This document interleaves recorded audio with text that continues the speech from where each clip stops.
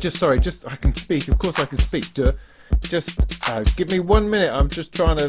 I'm with the and just.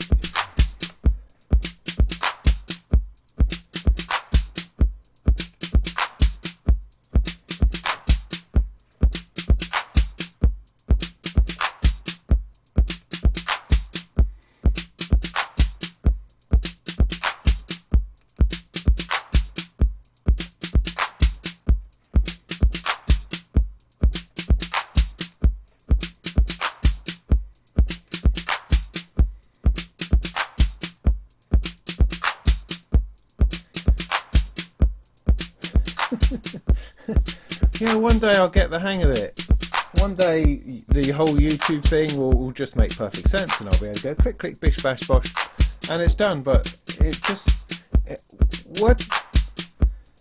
just gets me every time. I go, why is there not a button I can just press that will take me to where I need to be? Oh, come on. I don't know.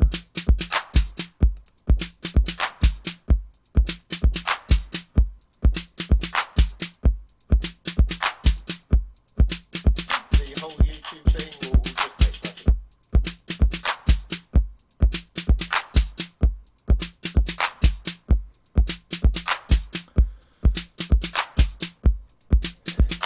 See, that's sort of it. That's sort of it. Is it sort of it? Anyway, good evening. The three of you who are watching, whatever, it doesn't matter. I just wanted to pull together a little bit of thought about Synthfest, but just give us a minute. Let me know in the comments if you can hear, see both, well, the drum machine and myself. At the moment, that'd be helpful. I'm just going to have a last minute fiddle. And then I'll focus back and we can have our chat. Okay, good. I want to be... Oh, I don't care. Yes, I do care. I want to be in the page that lets me do things. Right. Just get in it. That's the thing. I don't want any of those. I'll click on that.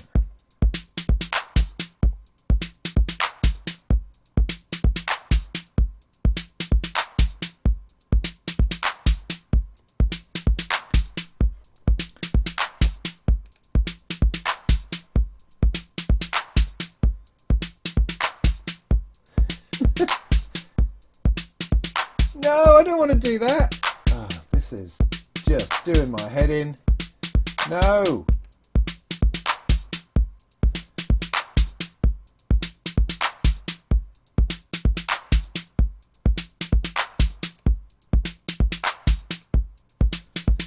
Oh, forget it. You're still there though, yeah? I don't know. I don't know. Okay, I'm going to attempt to de-stress now and just get on with it. Okay. Drop the synth down a bit. Okay, I can do that. Cool, let's just make it stop anyway. Right, hello. Good evening. I'm a bit knackered, right, from having spent 2 nights in Sheffield and being wined and dined by the furious party hard Sound on Sound and Sonic State crew, which was great in of itself. There's a whole reason to go right there, I think. So this isn't going to be a long one, I don't think, but you know me, it will be at least 3 hours. So, you know, I'm just going to finish my beer. I don't even know if I want this. I've had a lot of beer the last couple of days. But I thought, yeah, why not? Let's just get together and talk about Synthfest or something. I have something else I want to talk about a little bit, or at least to try out, which might be fun, but it is also Synthfest related, so that's good. So if you weren't able to go, Synthfest is probably the UK's biggest synthesizer meet and show. All the manufacturers are there. There are about 80, I think, manufacturers are there showing stuff. People you've heard of, people you haven't. Loads of stuff to play on, loads of people, and lots of things to do, to listen to. I was there doing a seminar all about getting started with Modular, which I'll talk about in a minute, and other things going on. It was a great day up in Sheffield, up at their university there. The whole thing's run by Sound on Sound magazine, who I write for, which is why I was invited to do something and to be part of the team this year. Previous years I've just gone as a punter like normal people, so I was working, I was like on a job this time around, which made it different and stuff. And the main thing being that I didn't actually get to have a go on anything. I wasn't able to find the time, really. I had a bit of a poke. I spent 5 minutes on the Moog one, that was nice. And I spent too long on a stylophone thing, but that was also okay. I did manage to talk to a few people about a few little things. But the big ones, I didn't get a chance. I did not get a chance. I did go round the show a few times, but every time I got close to something that I quite would like to have a go on, there was already a queue of people waiting to play it. And so I didn't, because I had things to do and job pressures, I wasn't able just to hang around and wait to get the opportunity to do something.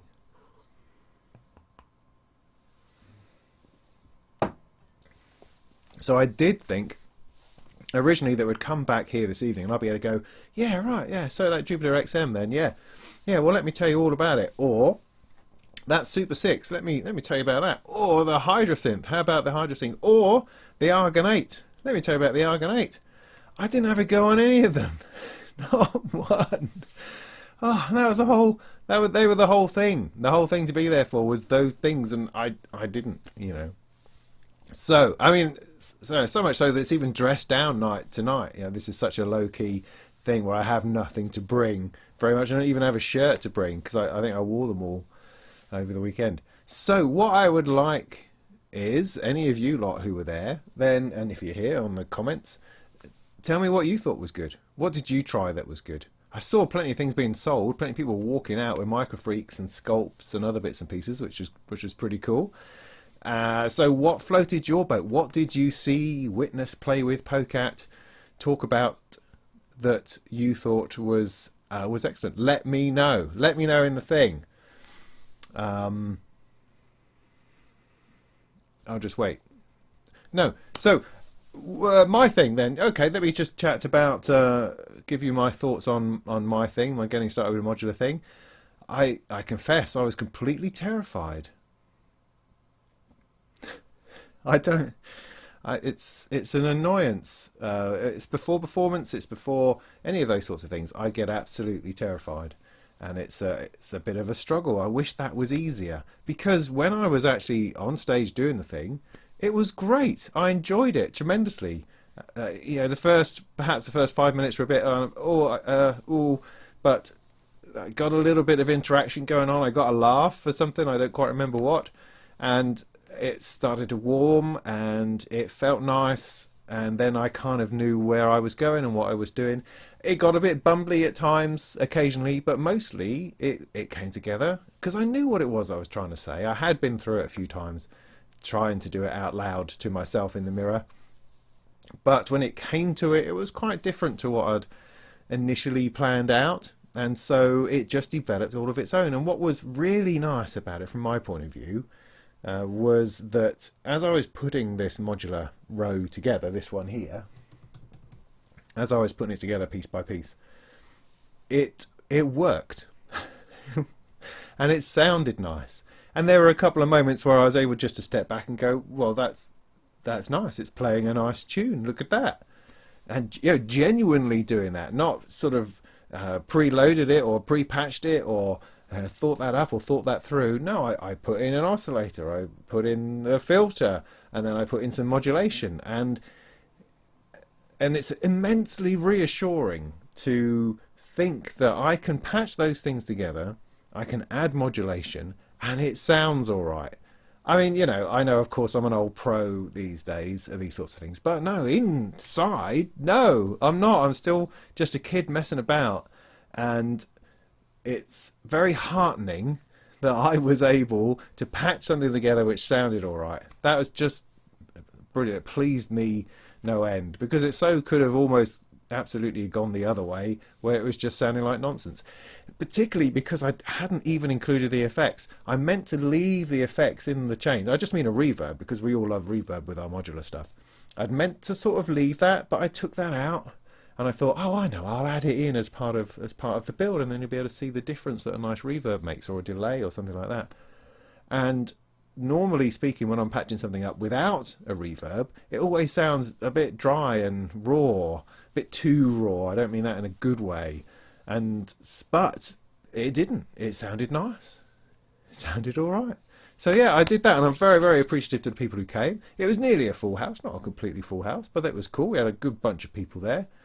Yeah, and they seem to appreciate what I brought, and that's awesome. I mean, I hope if I've helped someone along, that's great. If I've put people off with all my talk of pricing, then that's a shame. But you know, what can you do? I think it's an important reality that we need to understand. But so for me, spending a very fearful morning before it, the setup was easy. The technical guys who were there, they were brilliant. No problem with all that. Worked really well. My slides worked. Very happy with that too, because I just went for colour, thinking that will be fun. Let's do that, without really thinking about how much contrast there is and whether the video feed is going to be any good, that sort of thing. But they worked fine. They worked fine. They were enough. I didn't need to go too crazy on it. You can give too much information, I think, and so I kept the levels of information small, and that seemed to work. There were some vital things I missed out. I mean, we didn't even get a chance to talk about envelopes, which is a pretty vital part, I think. But it didn't matter. We got to where we got, and it was nice, and we made a tune, and it was enough. It was enough. I felt really good about it. So great. Thank you for coming. So that was a good thing. Maybe I'll do some more of that. Aren't I always doing that? I don't know. I don't stand up in front of people talking like that very often. Well, it depends. Not in this context. Anyway, not in the context of trying to pretend that I know something. So, yeah. So, have you been sharing your thoughts on what you do? Are there any people? Oh, look, there's 46 people watching. That's all right. Welcome. You're so welcome. This is going to be hopefully not run on for too long. We're just going to chat and stuff, and I'm going to poke at this computer here, which you can kind of see, which I don't mean. I mean, this is a bit behind the curtain. That's supposed to be out of the... Oh, you know. Whatever. And what are you drinking? I've got some Brahma, because it was cheap in Lidl's. The rain, man. The rain on the way home today. Just extraordinary. I had to swim some of it. I had a bow wave come over the front of my bonnet as I was trying to get home. Oh, wow. It just hit us just sort of on the way to Norwich, just coming across from Kings Lynn to Norwich on the A47. And as I would get past Dereham, got towards Norwich, my sat-nav said, let's go a back route, because there's something had happened further up and it was all blocked up. So I took a side route, which was all right, but it was thundering down, this rain. And when I finally got back towards the NDR, we went through two enormous puddles, both of which had cars, you know, obviously cars upside down on fire next to them. Well, no, some people had pulled over and thought that this is not a good idea. But no, I went for it. You know, I want to get home, and water coming everywhere. But I got through. It was all right. What was I doing? Oh yeah, let's go look at the comments. Right. Okay. Hi. I got a laugh out of a sine wave. Yeah, I did. I think. Well, no, we just got a round of applause because it meant that it made sound. We plugged it in. This the even VCO. This fella here. We plugged it in and we turned it on and we got sound, and that was great. It's like phew, step one. So what we did, started off with the oscillator. Just the one. I mean, I brought two oscillators. I thought we could have done some detuning, that kind of thing, or some FM one into the other. No time. So note for future reference, I need 2 hours. 2 hours. So 1 hour. That's not going to happen. So we did the oscillator, then into the Jove filter, and that was nice. And we added the, I think then, did we add the Batumi at that point? I think we added the LFO, because I'd got, you know, I was using a filter and I was doing that by hand. And I say, well, no, we don't want to do it by hand. We want to get the machine to do it. And so I think I brought the Batumi in at that point, started moving things around. Then we stuck in the veils, the VCA, and I was able to split off all 4 waveforms from the even VCO, and that's when it started getting really interesting. But yeah, we got we did get a round of applause for a sine wave to start with, which was ace. Yeah. Which is nice. I mean, the basics are good. That's what we're talking about. Everything is going very complex at the moment. There's a lot of complex oscillators. There's a lot of wavetable stuff clunking about. So just to get a simple wave is a great thing because it's nice. It's nice to play with, I think. Nice things. So, right, let me rewind a little bit, see how everybody's doing. Loud and clear. Good. Drop the synth. I did that. I thought I turned it off now. Slightly repetitive. Have you been in this genre very long? Hello.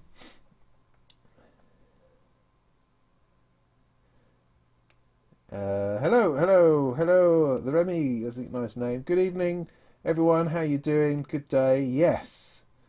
There was an empty chair. I don't know. I might have live streamed and then disappeared, and then live streamed and disappeared. I'm not sure because I got in a bit of a knot.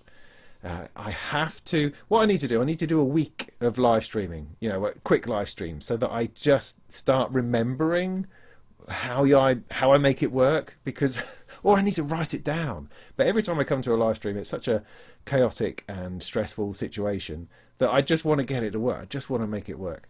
So every time I come back, the result is the same. I'm faffing about. I don't quite know which button to press, and I don't know why it's not easier. It probably is. I mean, I was talking to Nick Batt of Sonic State, and he's talking about how he's got a hardware thing. He's got scripts going on. He just presses a button, and that launches the website, which changes the front, that rolls the credits, that then brings in the 4 feeds from something else. You know, when he's doing one of his Sonic Talk jobbies, I'm just sitting there going, or I just got the one camera, and I can't. It's too hard. But we do use the same software. He uses vMix as I do, which is kind of cool. So I feel that there's hope for me yet in sorting this out. Anyway, I digress. So, what beer? The beer is Brahma. It's a Brazilian beer, I think, probably made in Sculthorpe or something.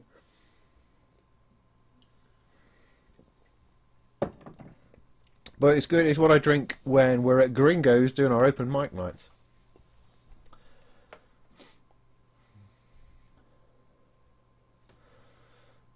The white stuff. What white stuff? What are you talking about? What? Yeah, sorry if I didn't say hello to anybody who wanted to say hello to me. I was not on the shop floor anywhere near as much as I thought I would be. Because my day was split up into a couple of things. Well, first of all, the morning, I should have got there at least 2 hours earlier, and I would have had a chance to go around and try everything out before the show opened. But I didn't. I actually rehearsed a bit in my hotel room, tried to make myself feel a bit better. And then I hung out far too long at the setup at the seminar room. I should have just dumped my stuff and ran off. But I did eventually, and then I had a bit of a wander around. But then, I did my seminar, so from 11:30 to about 12:30, and then it took me 20 minutes to break all that down. And then I had a lunch to go to that I was invited to for reviewers of Sound on Sound. So I went off for this lunch, and that actually took a couple of hours. But it was nice because I was with some people that I knew, and it was cool talking about reviewing stuff and how we do that and tackle that. And we had these fantastic Yorkshire pudding burritos, which does sound weird, but it was absolutely delicious. Absolutely great. So I had a bit of that. So I was probably back to the show at about 3, I think. And again, a bit more chatting, and then I did an interview with somebody, then I did an interview with somebody else, and then later on I was supposed to be helping A Guy Called Gerald with his presentation as well. Just sort of helping out and helping him keep things moving and fielding questions, that kind of thing. I don't think I did that particularly brilliantly, but I was there. I gave it a go. But he was late, so I was sort of hovering around thinking I need to go and sort that out. And then he was going to be late, and so I could hang around a bit more. But in that time, I only had an hour or two sort of knocking around, and a lot of that was being stopped and talking to people. It's a really odd experience, but it's great. I have absolutely no problem with it. In some ways, I just wish it was a 2-day event or something. I just need to manage my time better. So if I do this again, yeah, definitely I will be at the venue much earlier to see if I can get a fiddle on stuff while people are still setting up. That's the way to do it. That's the background, access all areas way of doing it. Not this hanging around with punters. No, gracious no. I should be in there with the exclusives. That's what should happen. What I was trying to... Anyway. The Moog 1 demo was ace. Interesting. Okay, but you preferred the Sirin, says Bottle Base. I heard somebody else said that the Moog 1 was unimpressive. It sounded just like a bit of a synth, as opposed to something fantastic. Because, funnily enough, at the lunch, one of the other reviewers there has bought a Moog 1, and was just saying how it's the most fantastic thing ever, and it's ruined him almost for everything else, which I thought was really fascinating, hearing him talk about that. I mean, I agree. I've had a reasonable amount of time with it at Toman earlier in the year, and found it extraordinary, absolutely extraordinary. I mean, it just depends. It depends on the environment. It depends on what you're doing. I mean, it's like, for instance, they had the Colossus there. You know, we've talked about the Colossus. So we've seen the pictures of it from Analog Solutions. It was there, looking absolutely stunning, and it was running like an 8-note sequence that could have been run on anything. So there was not the opportunity in that space to really grasp what it was about. You could bathe in the splendor of it, the largeness of it, and wonder at the technology and the knobs and how fantastic they were. But they had a little drum brute on the top that they were processing through. I don't really know why. I guess because you can, but why not just have it sing? Have it flipping sing. So very difficult to say whether the Colossus was any good or not. I mean, good, obviously, awesome, no doubt. But I did not see an opportunity to hear what was fabulous about it. I mean, you could have just done a drone with 8 of the oscillators or something. I don't know. Slightly, a bit of a conundrum that, you know, I don't doubt its pedigree and its awesomeness. It's just that other than the look of it, the sound, the synthesis side of it wasn't particularly on show, or at least wasn't being demonstrated. So, yeah, that was the thing. Anyway, carry on down. Let's have a look. If you have a good keyboard, then the Jupiter XM was great. Otherwise, you've got to go on mini keys mode. Yeah, I didn't realise that the Jupiter XM had mini keys. I hadn't gotten that from the videos I'd seen up to now. I assumed it was, you know, a bit like the MS-101, that sort of, you know, small and compact 2-octave keyboard, something like that. But no, it's mini keys. Oh, why do they do that? Why do they do that? Well, cost, obviously. It doesn't always matter to some people, but the sound engine in that thing is supposed to be enormous, and you would have imagined that you want a keyboard to play it. Or maybe one of the thinking behind mini keys is that they're kind of assuming that people will then attach a piano if they want to use a piano type keyboard, and so they keep the keys small so that it doesn't use up a whole load of desk space. Oh, I don't know, I'm grasping at straws really. But how did it sound is the question. Did it sound impressive? Did it sound interesting? Did you find your way around it? Those are the questions that interest me, I think. Yeah, there were cupcakes at Yamaha. See, I poked my head in each of those rooms, and then I didn't go and visit again. I didn't get a chance. So the Hydrasynth, for instance, which was down in the Arturia Moog bit, and also there was a matriarch down there I wanted to spend some time on. I did not get a chance. I saw it, said hello to a couple of people, and then wandered off, saw the cupcakes, meant to go and speak to Dom at Yamaha as well, and just didn't get the chance to because he was being interviewed by somebody talking about the CS80, of course, which they had there, but that's no indication that they're going to do anything of the sort. I don't think Yamaha are. They got their own plans. Got their own plans for things. I came over very well yesterday. Warm and informative. Thank you. Let's say you were analog rather than digital. Oh, that's nice, I think. The pricing thing was good. It got a great vibe going with the crowd. Thank you. Thank you. Whereas Bexic says 0.0%. I don't know whether that's a compliment or an insult or just a passing something or other. I don't know. Yeah.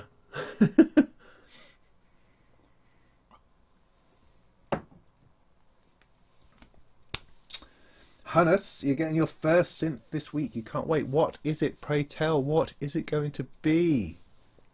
What's it going to be?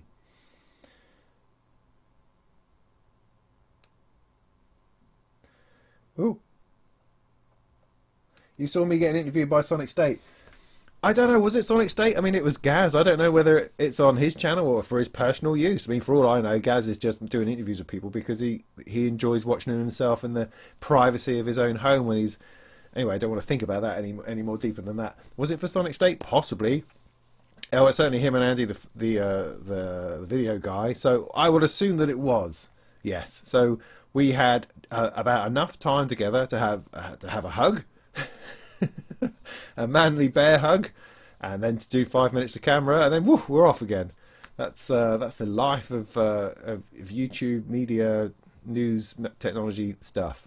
That's how these things are, unfortunately.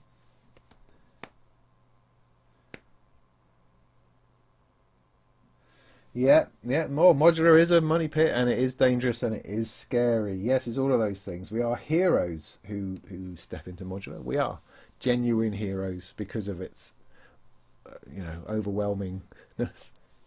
Did anyone buy anybody? Asked Stephen.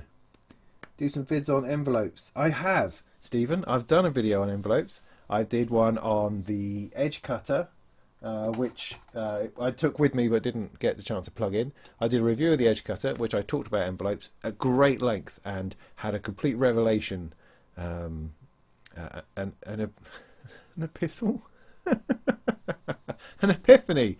Thank you, an epiphany about envelopes. So you go and check that video out because it's an awesome video that I made. Go and seek that one out.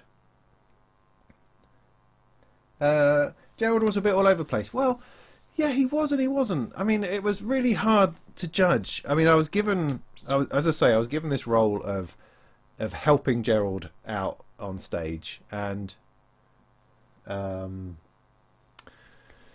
it was a difficult thing to judge because trying to work out, well, are we there to understand his process, to get a window into that, or are we there to listen to him make some beats? And I kind of thought there's a bit of each. And once he started talking, he would reveal all sorts of things, all sorts of interesting things. It was just then difficult to cut back in to further expand upon that. And also I didn't want to stop him from making music because that's what he likes to do, and that's cool, and that's what people were there for, to a degree, if you see what I mean. So it was tricky. I stood up there going, I don't know, should I don't know. I mean, there was a couple of times I did step in because he was about to waffle on about something else. He did get a bit waffly at times, and I think that worked, and that was, that worked. But when the music was banging out, it's kind of hard to cut in. So but it went, from my point of view, it went better, I think, than it could have done. But perhaps not as great as I could have made it if I was a little bit more assertive, I think. But it's a tricky one to call. I had some help from Hugh down the front as well, who threw in a helpful question which got him talking about his gear again. But I don't know, I thought I helped a little bit. I helped with some camera angles and stuff, but there's something that he did that I'd like to try, if I've got time, that I thought was fascinating, absolutely fascinating. It had never occurred to me, and I thought, that's really great, let's do that. But talking to him before and after, he seems like a really nice guy. I mean, obviously we had trouble with getting him there. There was some mix-up over him and his agent and stuff. He was saying to me that he spoke to his agent on Friday saying, do you have anything this weekend? And they said, no. So he stayed in bed and was going to watch Netflix and just chill out until he got called by the boss of Sound on Sound saying, where the heck are you? And then they had to stick him on a train. So he turned up very hassled, but he produced the goods. He got there, he set up without complaining, without worrying about it. He just got on with it. And so I was there going, I'd really like to help, but I honestly think you're going to do this faster yourself because you know what you're doing, and I don't want to get in the way. So I'm just kind of standing around saying, I'm here supporting. I'm here in support. And he did that. He put it together. He's a man who's not hot, obviously. He's there. Seemed to be pouring in sweat, wearing a hat, gloves, and a coat. But then he did his thing, and he was Yeah, he was great. I really warmed to him. I think I thought he was interesting. I mean, I have been reading up a lot about him this week about his sort of manifesto and True School and the way he likes to do things. And I was expecting a completely different rig. I was not expecting the two laptops and those bits and pieces. And I think that was of concern to people in the crowd. I could tell. I mean, some of the questions that he wasn't really understanding, I don't think, some of the time, was that, oh, it looks like you're not really doing it live, mate, was kind of the question I think was coming from the crowd. And that wasn't actually true. And that was really interesting. And I think we did get to a little bit of that towards the end, where I was asking about the two reasons and how they're completely free flowing. There's no real plan. He'll start with one of them and then he'll pick something else and blend them together. It's a little bit DJ-like, I suppose, because there's stuff that's pre-written, but it's more than that. And then he has the 303 or the 03 and the 08 to sort of solo over the top. And the way that he worked those ins, I thought that was amazing. I thought that was quite inspirational. So yeah, interesting. We could have had more structure, I think, but I think we got some beats out of it. We got some insight into his little world. Into his little world? How patronising is that? Sorry, no. Into his enormous world of performance. 30 years worth of making beats, and just killing it, man. So yeah. So that was good. That was good.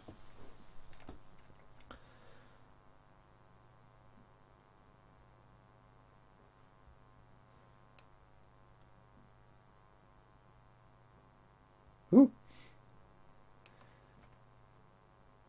So thanks. Thank you. I appreciate the support. I didn't want to stand there like a fifth wheel, like I felt I did for a bit. And then I thought, I know, I'll pick up the camera. That gave me something to do. Okay. Tape composition was great. Yeah, I expect it was. I met Marta very briefly when she turned up, which was just before my seminar. And I've been watching her stuff this week as well, thinking that's amazing. That's just fascinating. Because tape is not my world, particularly. I mean, obviously I was recording as a tape back in the day, but I'd never did anything with it. It was never a factor. The idea of razor blading a piece of tape to me is just mind-blowing, bonkers. Cannot compute with that at all. It just seems so deliberate, so final, so you must know what you're doing. I've never known what I'm doing. That's why, I mean, my little story of digital audio is that the first time I copied and pasted a bit of audio, a bit of guitar, I thought, well, this is it. I can do this now. I can make music, because I just played in like a minute of guitar playing and I was able to take out a bar that actually sounded any good and copy and paste it. And it sounded great. And you go, well, that's it. I can do it. I don't have to play the whole thing all the way through, because previous to that I'd always multi-tracked, layer upon layer, overdubbed. And you have to get it right, or you just have to live with the mistakes. And that ability to undo and that ability to pick the best bit, stick that in, I thought that was just genius. This was back in 90s something or other. So that's been my world, that digital world of audio. And so the idea of splicing a piece of tape together, that's crazy. But of course people have been doing this for decades. I mean, I was talking to Paul, the boss of Sound on Sound, and that's very much his jam, his thing. And that's what he does. That's what he has always done. Cutting up tape, splicing stuff together, creating tape loops and enormous things that go around the place. And he's doing that in the 60s and the 70s. So there's nothing new. There's never anything new. And that's interesting. I love this time we're in, where we have all this backwards looking in with nostalgia to stuff that was awesome all that time ago that we never appreciated at the time, perhaps. And the future looking as well. I love the way that this is just crashing together in such a creative space that we have. I think it's just...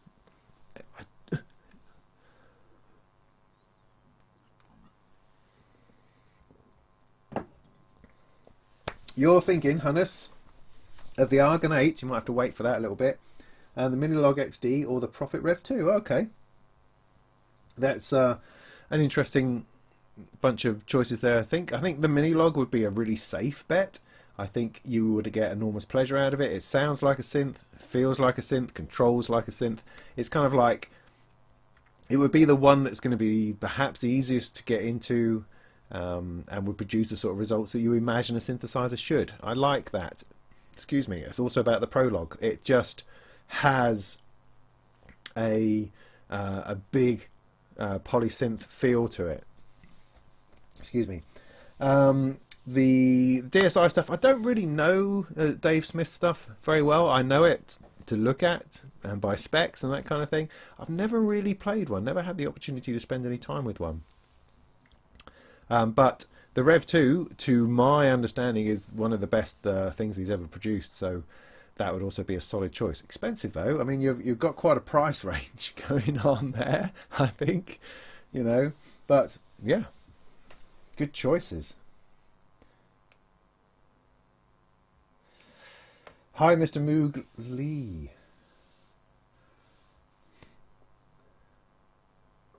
Cool, yeah. The controls on the XM were nice, very well built. Sounds were as good as the videos I've seen. Great, okay. What is the delay between real life and life on YouTube? What do you mean between seeing a comment and me responding to it? It's probably about, I don't know, it can be half a minute. It can be a minute or two, I think. I think it could be. So it's not very instantaneous. It does take time for this stuff to travel down there to get the churned up and then out on the thing. So for instance, I could go, I could try to do a bit of a clap to see when that happens. If I clap now, and then I can count until I see the clap on the screen. Does that make sense? See, I've just turned to the camera because I can see myself now. I've pointed at something. So, all right, well, let me start a timer. We can test the latency that I'm getting myself. Is this interesting? I don't know. I've just decided let's do that. So I've turned on a stopwatch. No, that's not a stopwatch. Alarm. No, God, I'm just out of my nuts. All right, so I'm going to do a clap, and I'm going to start that. And hopefully I'll be able to notice a clap when it happens on there. Well, let me look at the comments, and then hopefully I'll see it when it happens. So, Brazilian beer, yes. 10 to 20 seconds, says somebody. Okay, cool. Portuguese, well, I don't know. It says Brazil. It says Rio de Janeiro on it. Oh, look, here we go. I've just got my phone out. Let's scroll down here a little bit. Moog Audio in Montreal, Canada have the Moog one. Yeah, there were a couple of Moog ones there, you know. Here it comes. Clap. 32 seconds. There you go. That's my current lag between doing it here and seeing it myself on my thing. That's useful. Not knowing what you are doing is what you know that you are doing. Okay, I'll go with that. The big coat was funny. What big coat? Oh, that he was wearing a big coat. Doctor Who theme music was done on tape stretching through television centre corridors. Oh, okay, interesting. They did seminars on that previously. And that was one of the comments, actually, talking to other people, was that Sound on Sound don't perhaps capitalise on this event as much as they could. You know, they're not there actually making videos. In fact, this was the first year that they filmed the seminars. Previous years, they hadn't filmed them at all, and they're now gone. They're done and they're gone, and that's the nature of things, I suppose. But you would have thought in this day and age, capturing these things and then capitalise them on your YouTube channel and creating interest, that kind of thing, is a really great thing to do. So they did record them this year, so I'm looking forward to seeing how my one came out, because, you know, I like to sit around and watch my own videos, man. That's what I spend all my time doing. Not really, but I would be interested to see how that went. I did think about filming it myself, taking a GoPro or something, but there was so much stuff there filming. There was half a dozen cameras. I thought, you know, the last thing you want is mine in the way. Anyway, Super 6 sounded really nice, says Silas Echo. Great build quality as well. Feels solid and expensive. Very intuitive. Cool. Yeah, you also like the Tate seminar. Yeah, that was awesome. Yeah, I would have liked to have played on the Super 6. Yeah. I forget what it's all about now. It's all about, is it swarming oscillators? Lots of oscillators? Oscillators, well, there's 6. oscillators, I think, or is it? Was there something about 12 voices? Ah, I don't know. I can look the specs up. It's not a problem. Would have been nice to have had a go. That was the thing. Can I do a jam at the end using YouTube latency? Oh, that's interesting. No. I'll just get feedback. No, I couldn't make it work. I wouldn't. No. But, you know, a 30-second delay, that's interesting. That's more of a hindback thing, though. It's more of a, you know, I'm too spiky for that. I don't have the patience. I don't have the patience or the belief in understanding that kind of technology. I'd rather just make a beat or something funky or something. I don't know. But thanks. It's a nice idea. Nice idea. Yes. Oh, somebody else says the tape seminar was dull. Okay, nothing new. Well, indeed. I mean, as I say, there is nothing new. I did something on sine waves. It got got a round of applause. No, there's nothing new. I don't think we should approach it like that. I think of course you can approach it however you want. Do what you like, mate. Do what you like. But I think that it may well be that Stockhausen did something like this. George Martin did something like this. But I wasn't there. I didn't see that. I didn't experience that. So seeing it done now, experiencing it now, for me personally, is a good, positive and exciting thing. You know, I mean, I've seen someone play guitar before, but I quite like seeing it played again, you know. So yeah, I mean, I can understand there's a desire for new stuff and innovation. Absolutely. Why should we keep going over the same old stuff? I don't know. Why did we have a seminar on the Fairlight? You know, isn't that done and dusted these days? Isn't your phone more powerful? I don't know, because it's interesting. Same as people tinker with old cars, I think. Don't know. So, yeah. I mean, you know, you like what you like. I mean, if it's all been done before, then why would you go along to a seminar on cutting up tape, I guess? I don't know. I'm just asking the question. Because I find these things, most of these things are interesting, and I see no harm in retreading old ground for the benefit of people who haven't trod that ground themselves.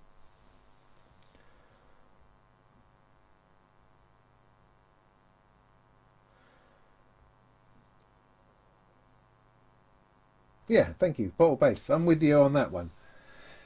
Surprised that Behringer wasn't representing it. No. See, Behringer are weird. They have. I mean, this is a Sound on Sound event, and I was talking to them about it, and they say they just don't get it. They do not get what Behringer's about. They reviewed the Model D, and they had to buy their own, which is no problem. It's not expensive. They said, you know, that's all right. We can buy our own, and review it that way. That's all right. I mean, in fact, you know, some reviews are brought by reviewers like myself. I had something, or I bought something, or was given something by a company, and I pitch it to Sound of Sound saying, look, I've just got this piece of gear, can I write a review for you? So this whole idea that Uli Behringer's got about having to buy reviews by placing adverts in Sound on Sound, and therefore he can have a review only if he places an advert, is just utter nonsense. It's just nonsense. Because, I mean, there's plenty of manufacturers making little modules and other bits and pieces to get their stuff reviewed. They've never placed an advert. Sound don't expect anyone to place an advert. That's just, I mean, it's to the point of offensive, you know. These are just Sound is just a bunch of nice old guys, you know, men and women who are putting together a magazine about something that they love. Of course, there's a business aspect. Of course, they need advertising. Of course, they need sales. But at the same time, they're just people who love this stuff and like writing about it and like being in the industry. And it's helpful as a magazine, you're trying to review something, for people to send you their gear, because it makes things simple. And they're not trying to get gear out of people. You know, they just want a smooth procedure from receiving a piece of gear, writing a review about it and sending it back. You know, it's that easy. There's nothing mysterious. There's no conspiracy or anything. You know, I might actually do a review of the RD8 for Sound on Sound. I thought I might suggest it, as I have one. I've bought one. I could do that. That could be interesting. But so yeah, so Behringer aren't there because they're stupid. Really, they're missing out on an opportunity for people to play on the stuff. Now, they were there the first time. They apparently, I don't know, I've heard this second hand or third hand, but they were there with the Deep Mind. I remember trying out the Deep Mind when they were there, because they're only in Manchester, the Midas guys, and so they brought it over and had a thing. But apparently they got into trouble for that. It doesn't make any sense. What is it that's going on in Uli's head to think that he's somehow losing? You know, he's winning at everything, and yet he still feels like everyone's against him. It doesn't, you know, there's something not quite right there, I think. So yeah, no Behringer. No Behringer. What can you do? I don't know. So yeah, Sound are quite happy to review all their stuff. All they've got to do is get in touch and send them one. No advertising required.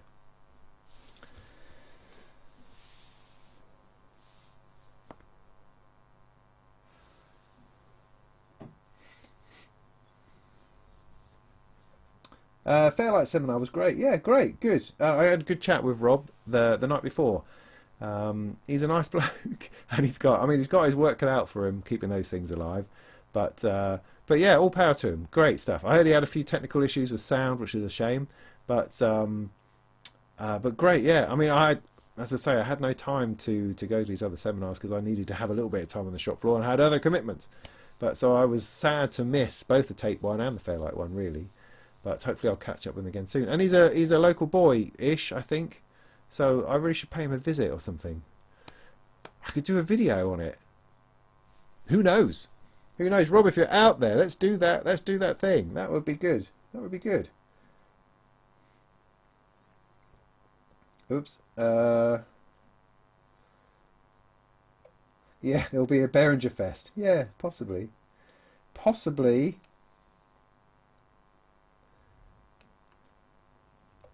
Yeah, he is a nice bloke. I agree.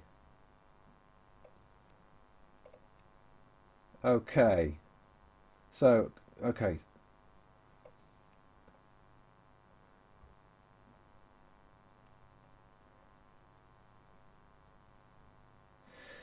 Any experience in music making with iOS devices? Not a whole lot. No, I don't have a lot of time for it. It's great. I know people who do it all the time. You should check out Jacob's channel.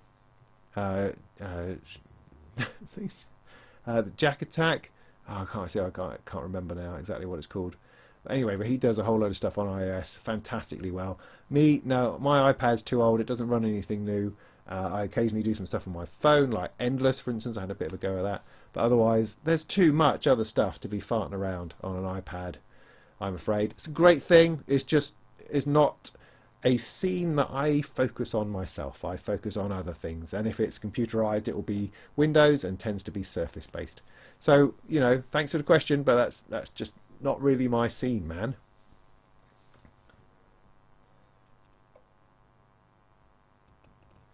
Okay, so that's been through a few things. Oh, I've got a bunch of people watching. That's so nice. How lovely to have you here. Looks like a delay 6 minutes. Yeah, I'm just going back up now in reverse. So I'm now getting to some questions that were asked about 20 minutes ago. I just thought I'd have a look back through. So yeah, I was going to try something out. If nobody minds. Something that Gerald did that I thought was impressive.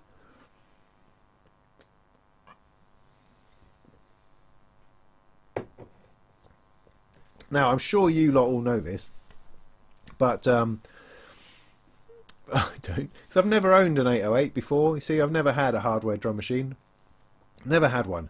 So I don't know how it all's supposed to work. But, okay, so what happened was that because I saw this, funny enough, I saw him on YouTube doing this very thing, and it, you know, it's straight over my head. I didn't really see what was happening.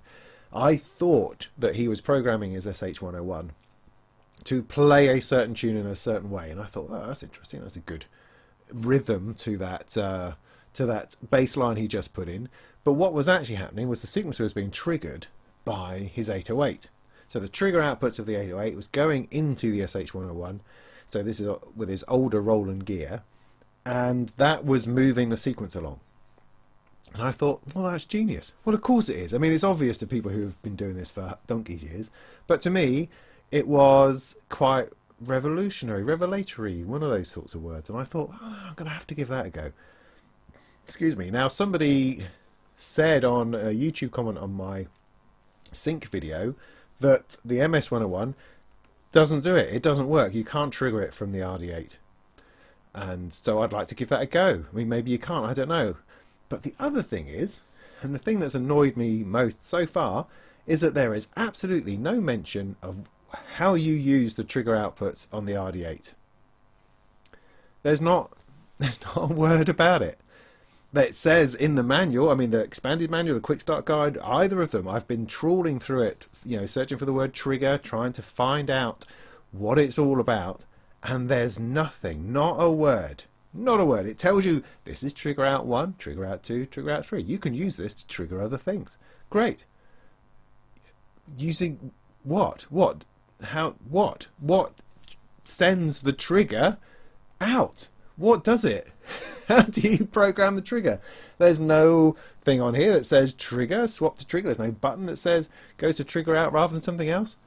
I don't have the faintest idea. Googling it, no good, because not enough people have got it yet to be talking about it, or they already have it and they already understand it because they had an 808 previously and know exactly what to do. So I guess my next course of action would be to Google it as far as an 808 is concerned, and then maybe that would result in some kind of answer. But I heard, in fact, Gerald said that you can use, I think it was accent, hand clap, and cymbal or something. You can use those as trigger outs. So I took from that, my ears went ping. I thought, oh, does he mean that if I write something on the accent track, that goes out of one of the trigger outputs? Because that would make sense. But why wouldn't Behringer tell you what they are? I'm just too much of a numpty. I mean, you know, I have a fairly good grasp of things, generally speaking, but how do idiots deal with this? Because, you know, God bless us all, you know, there are some people who don't have a massive grasp of stuff out there. You know, how do they get anywhere with this? Maybe they don't. Maybe there's a whole swathe of people who buy gear and they sit with it and scratch their heads and then put it away again. Maybe that happens a lot. I don't know, because manuals are atrocious. So sometimes there's so little help out there, and often even from great YouTube videos and from great YouTubers, a lot of those initial hurdles are skated over because they're experienced people and they know how to get things to work. You know, I mean, I sometimes I'm guilty of that myself, because you know, I know how computers work, I know how bits and pieces work, and so I don't always see the hiccups that other people will get if they're a bit newer to it. Although that's something I do try to keep in mind. Anyway, blah-de-blah-de-blah-de-blah. Let me see if I can work out what this trigger does. Now, if any of you have an 808, oh, not meeting Robin was my biggest regret. Oh, that's so sweet. I feel the same way. Apislapis, Apis, whoever you are, that's lovely. Thank you. I appreciate that. You bought a Nixon Erebus. Excellent. Well done. I almost bought an Erebus the first time I was at Synthfest. So, yeah, good. Good. Well done. On the 707, the rim shot is linked to the sync, the trigger, the what? Yes, I know what you mean. Rim shot. Oh, okay. Right. Well, okay. There's no point sitting here. Let's have a look. So what I need to do is work this out. So on the back here, right, you got 3 trigger outputs. 1, 2, 3. Now these are on 1/4" jacks, which surprised me to start with, because I was assuming we're a bit more compatible and Eurorack friendly. However, of course, these are because regular drum modules, proper drum modules that you get with a drum kit, for instance, they're all on jack inputs. And so it makes sense that they're trigger output, because it's assuming you could be triggering another drum module of some kind. So I will need to have something which is not, I need to test it first. I need to find out what it is first. So no good using the MS-101, because if that potentially doesn't work, then I'm just not going to get anywhere. So what I need to do is trigger something. I do have a drum module. It's just a little bit far away. Am I going to make this work? How can I make this work? First of all, I'm going to need one of those. Then I'm going to need my longest cable. And I don't think my longest cable is anywhere near long enough. Or I'm just going to have to bring the machine over here. That's a good idea. Why don't I do that?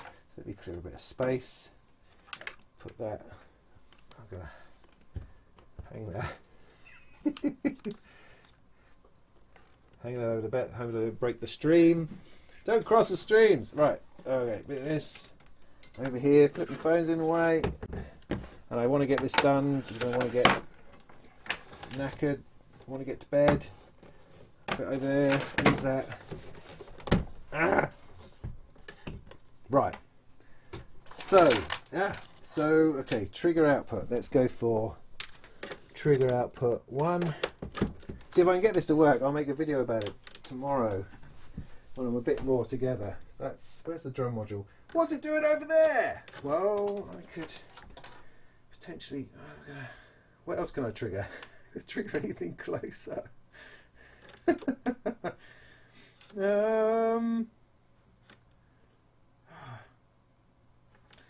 else can I do this? Think, boy, think. I mean, I could just stick it into.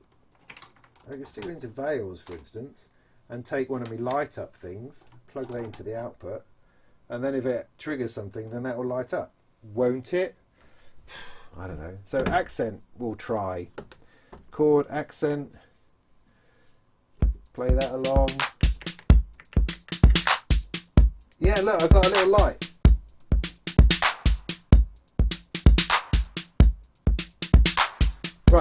Right. So let's just kill everything else. I still don't know what the clear button is, so I'm still having to go through everything and turn it off manually, which is a bit rubbish, or rather I'm a little bit rubbish. So, oh, still something going on.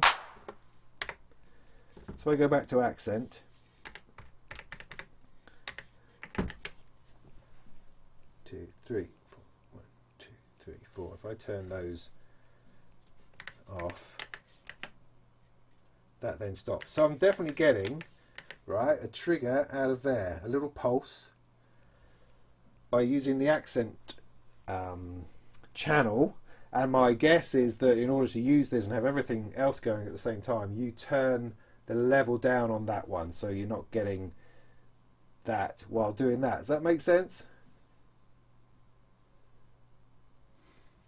Yeah, I know. I mean, someone's saying that, oh, that used to work with this and the, and yes, that's fine. As I understand it, it works fine with other bits of gear. It's just with the MS-101 it doesn't work. However, I've established that that now is kicking out a trigger. So if I plug this into external clock in, what will that achieve? So, do I have anything else plugged in? I don't. So if I put that into play, I'm probably going to need to record something first. In fact, why don't I, before I start plugging that in, let me just get a thing going. So if I press record and play a couple of notes.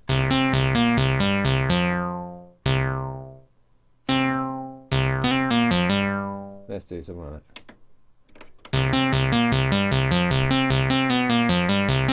Oh, awesome.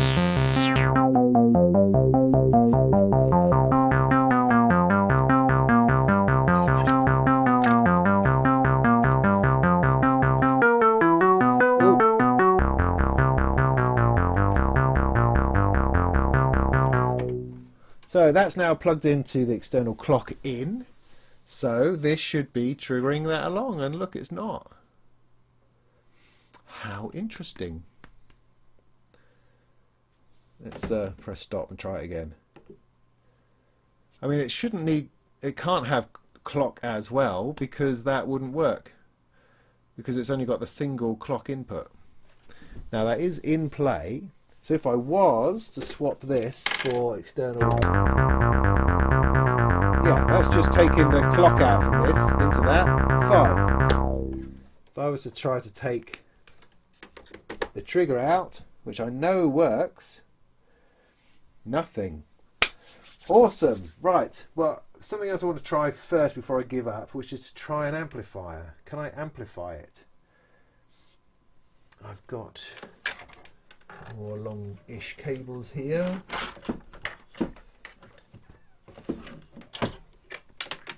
Because maybe the signal is just not triggering high enough. So if I was to take the amp out, is that going to reach? Just to, not really. Alright, maybe it's okay. Okay, that's going into there. That's going into there.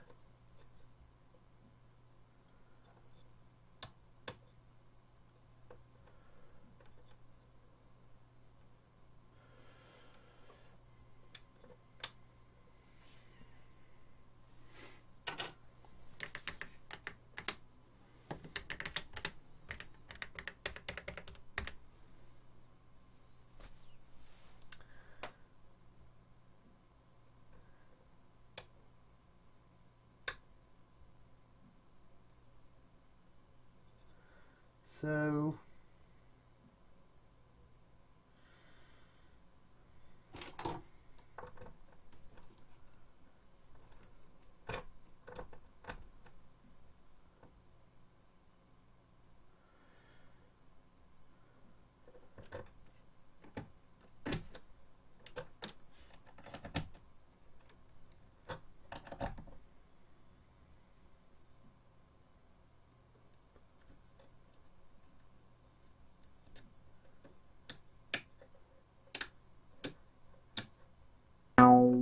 oh, look, I got one thing.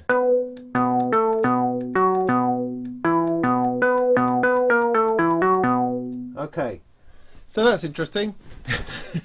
So if you've just joined us, what I'm attempting to do is send a trigger out from the RD8 into the MS-101 to step it along as part of its sequence, because that was something that A Guy Called Gerald did last night, which I thought was awesome. So I'm attempting to replicate that. Now, somebody said in my YouTube comments that the MS-101 can't do it, and I'm trying to work out why. What is it that's stopping it? So I've got the signal coming. I've worked out how to send something out of the trigger out on the accent channel. I've turned all of that on, so that is sending something. However, the MS-101 is not responding to that when you stick it into the clock. So why? Is it not triggering high enough? Is it not coming back low enough? Is it too high to start with? All those sorts of questions. I'm sure you're telling us in the answer. So what I've done, I've plugged it into an amplifier, tried that, didn't work. Plugged it into a precision adder, and I've added everything down here, but it only worked when I put the fourth one off and then on. So maybe it's not dropping. So maybe is it a problem with this?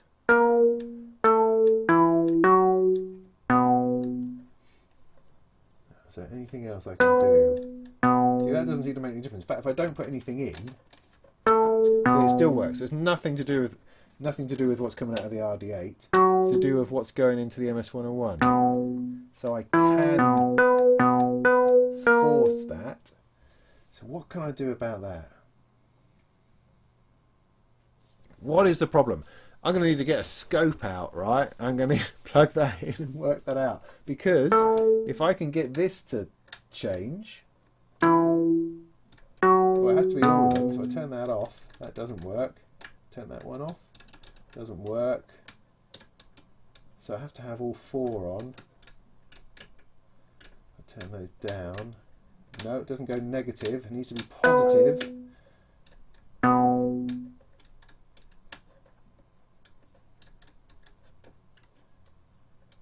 Do I need to have all that all the way up? Does that make a difference?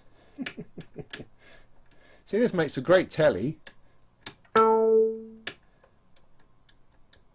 that's now gone. That's too much. So what would be interesting would be if I plugged it into a scope and worked out what it is that does work and what it is that doesn't. And then I could send that into Behringer, right? And I'll be like a hero of the person who worked this out. Live on air! I worked it out. No, I haven't worked really anything out. All I know is that I've now got something that I could have a look at.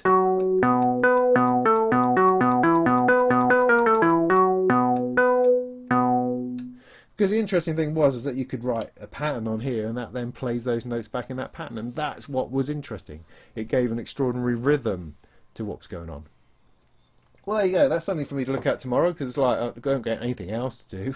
I've only got 1,000 things at the moment occupying me that I'm attempting to do.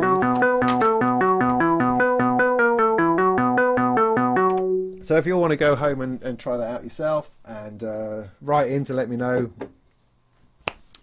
ideas on that, how best to test that out, that would be helpful, I think. I think I may have to bring this to a close shortly. So any other thoughts or questions? Be good to hear them. The new tech, yeah. I got one of those.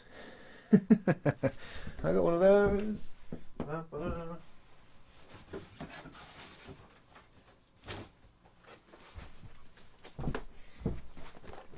Yeah, this fella. Yeah, Cork sent it to me just before the show, actually. Well, it turned up while I was on my way. It's probably not. I don't know what I'm going to do on it though, because I have it on behalf of Sound on Sound, so I'll be writing a review for Sound on Sound on it. So I'm never really quite sure in my head how that works with me also doing videos on it or not. I don't know, but I'll let you know how I feel about it as soon as I have thoughts on it myself, which will probably be later in the week or something. I should think if I put it under there, I'm just going to forget it.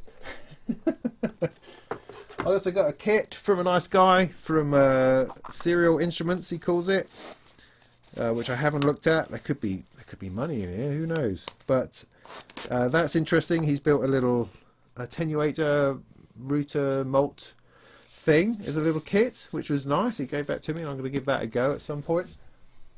I discovered a use for the magneto. Right, I was on the edge of getting rid of this thing. And then I saw a video of somebody using it as a looper, because I have this performance I want to do on the 20th when I'm trying to, I'm forcing myself to launch this album that I haven't finished, that I need to finish in order to do that on the 20th. And at that thing, I want to do a performance, and I have a friend who's a vocalist who we work together quite a bit, and I'd love her to come along and sing. And so I was trying to work out a good thing to do and how we're going to do that. And so now what I want to do is I want to loop her voice, want to layer stuff up so she doesn't have to sing words. She can just sing something and then loop on top of that while I accompany her. I think that could be a good way of looking at it, rather than trying to write some kind of meaningful song or something. So that could be awesome. So to do that, I need to get her voice into the Eurorack, and I have a kit from Bafako to build their external instrument module, which allows you to put a microphone in. So I could get that done. But I don't know if I have the time. And also, the guy from Bafako says that it's quite tough as far as kits go. It's there's a lot of stuff in there. So that's also quite interesting. But then I'm up for that. I think too much to do. I'm probably going to need to get on. So, what are y'all saying? Did anybody have any bright things to say? Jim, hi, hello. Yes. Use input 1 on the maths and check light. Yeah, well, yeah, no, we got that, but yeah, actually using the maths, because that generates voltage as well, doesn't it? Re-triggering, same lack of info on the JDXA. My solution was detect gate signals with a voltmeter. Yeah, trigger signals are instantaneous, so connected to a small speaker to hear a click. Yeah, okay, cool. Use a hammer. Yeah, kind of a bit more of that. Some older drum machines lose a sound. Yeah, well, I think it duplicates, so it uses the same thing. I believe you can have the same thing running at the same time. You just turn it down if you don't want that running at the same time. That's my understanding. But as I say, even though Behringer haven't documented what those outputs are, because the accent one worked, I'm assuming it's going to be the same as it was on the 808. In which case, it's accent, rim shot, somebody said, and hand clap, I think. But I'll work that out. Now that I've had a little bit of success with that, I will follow that through.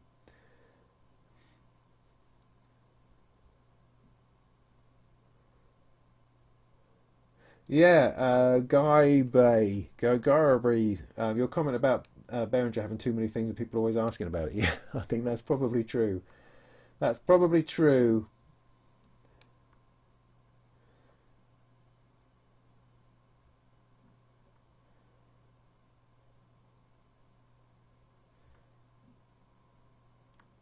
Right, so, okay, just checking through. Triggering, yeah, did that. Hello, yeah. Yeah, a late live. Yeah, hi, Jill Tricks. Yeah.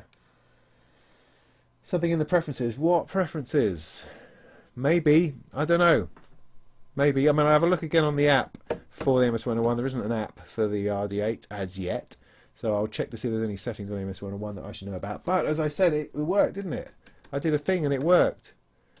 So it has to be something to do with what it's kicking out or what this is able to receive. And that doesn't feel very software-y to me. That feels very hardware-y. But if I can put something together which solves the problem, that'd make for a good video, wouldn't it? That would be rather smart. But then why does it work on other things and not on that? Oh, I don't know. Anyway, but yeah, coming up with a solution. Coming up with solutions is always good. I like to do that.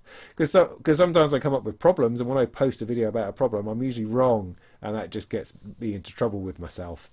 So I don't like that.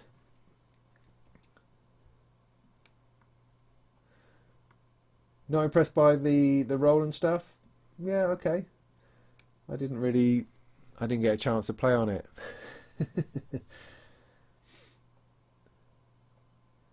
Try a gate on the 101 rather than a trigger. I mean, it responds fine to regular clock. You know, wouldn't clock be a trigger, really? So it's got to be something to do with a difference between what the external clock is expecting and what the RD8 is putting out of that trigger output. That's my belief. I mean, it's a bit frustrating, isn't it? Because they're by the same company. Don't they have these sitting next to each other? Doesn't Patrick on his videos sit there and have it running? You know, it's like the trouble I had trying to get the two to sync up together. I was seeing these videos where the demo guys, the Behringer demo guys, had it running with this and this. And I was thinking, well, why then doesn't it work? And then, of course, I found the answer that it does work. So, but I haven't seen anything to do with these trigger outputs anywhere as yet. But you would have thought these are things that they would have this stuff sitting around when they try it out. I don't know. And it always just makes me think that maybe I'm the only person in the world trying to do this. I mean, that was another really interesting thing about what Gerald was doing, was that he had nothing synced together. Is that entirely true? No, I think he had the SH101 syncs. It doesn't have its own BPM. But everything else, rather than syncing his two copies of Reason, he would just type in the BPM of the one that he started with, type the BPM over there. They would type the BPM into or dial up it on the TR-08. So it was in sync because they're machines, and the machines stay in time with the BPM that you give it, but they weren't syncing with each other. There was no Ableton link going on, and there's no patch cables to sync stuff together. It was purely putting the BPM in, and so everything stayed together, and he would just hit start at the right time. And so if he was a little off, it actually introduced a little bit more humanization and other strange bits and pieces, which was just interesting. It was also interesting because at one point he had BPM of 122 on one machine, on one Reason, 123 on the other Reason, and 122.5 on the TR-8, and that seemed to be deliberate. I was like, that's just interesting. But what I got from that, I think, is that he's been doing this for years, and he does it for hours at a time. And so he absolutely knows what that would do and how that feels, and maybe that gives just that slight edge of a groove for what he's doing. Really interesting. Really interesting. Right. Okay, so we did that. Is the R8 running? Not now. Why? Anyway. Try and mask channel 1 in from the 808 and EOC end of cycle out to the MS-101. I don't have mask plugged in at the moment. I'll have to remember to go back through these comments and try that out, because that sounds plausible, doesn't it? Sounds like I need a Mordax data. No, I don't need a Mordax data, because everyone has a Mordax data, and I don't think it ever looks good in anybody's rack. I think it's extraordinarily useful. Everybody uses it. I just find the aesthetic of it a little bit... It just really stands out that it makes everything seem a bit scientific. I've got the D-Tools one, a little scope which I quite like, which I also find frustrating at times, of course. But I quite like that, and I like it that it's small and it's got a nice little display and it looks like a Eurorack module. Whatever happened to their granulizer? That's what I want to know. They almost came up with a second module. Almost. Do you need maybe your modular audio interface? I don't know. What about the trigger button? Might need to input notes. Trigger button. This trigger button. That trigger button. Trigger button. So that's come from here. Alright, trigger button. Okay, because that's almost easy to do, isn't it? That. Put that on play.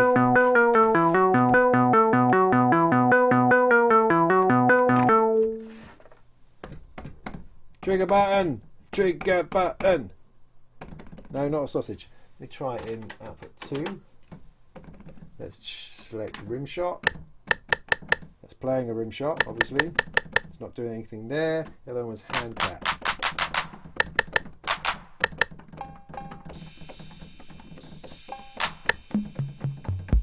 No, not a squiggle. Not a thing. Not a thing. Okay, thanks for that. Depends on the strength of the trigger. Yeah, maybe it takes more. Yeah, indeed. It's mysterious, that's what it is. The duty cycle for the clock may have been longer than the trigger. Possibly, yeah. Possibly. It's just that it worked on the Roland stuff. So why doesn't it work? Why doesn't it work here?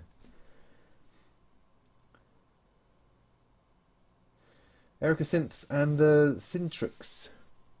Oh yeah. Yeah, interesting. Didn't see that at Synthfest though, did we? I don't think so. Okay. Something in the disting. Yeah, there'll be something in the disting. That's absolutely right. Right, okay. Well, let's bring this to a close then, because we've been running on for far too long, and I need to get to my bed.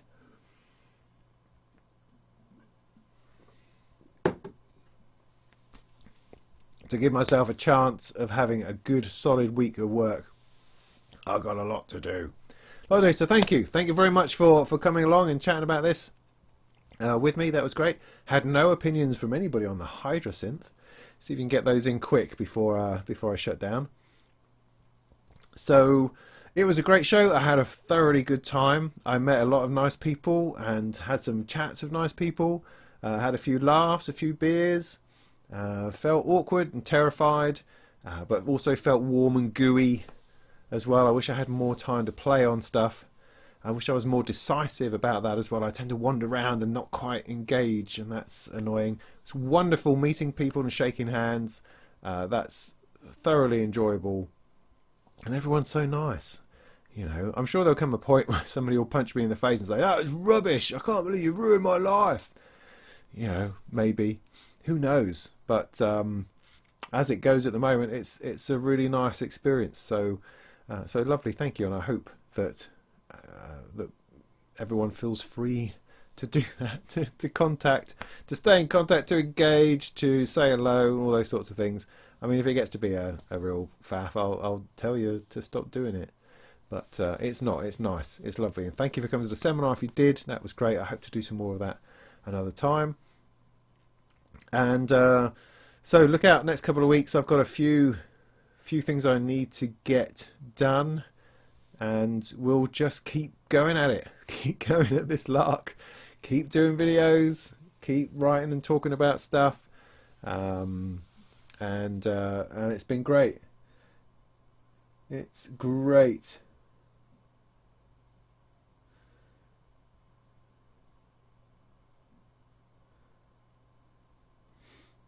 What sounds thin? No soul. That sounds sad.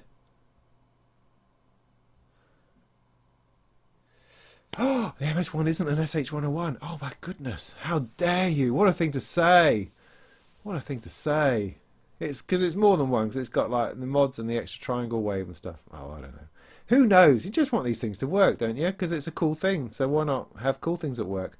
So I'm going to see if I can get to the bottom of that tomorrow. That's quite exciting. I'll go and do that. So in the meantime, go and have fun out there. Have a nice time. Hope you don't get too wet in this torrential rain that we're having. and I'm just going to finish my beer and slope off to bed, I think. Cool. So thanks for stopping by. See, I don't want to go now, but I really should. So, yeah, right. So that'll do us then. Thanks. Take care, and go make some tunes, things like that. I've got nothing to play us out with. Oh yeah. Let's do it.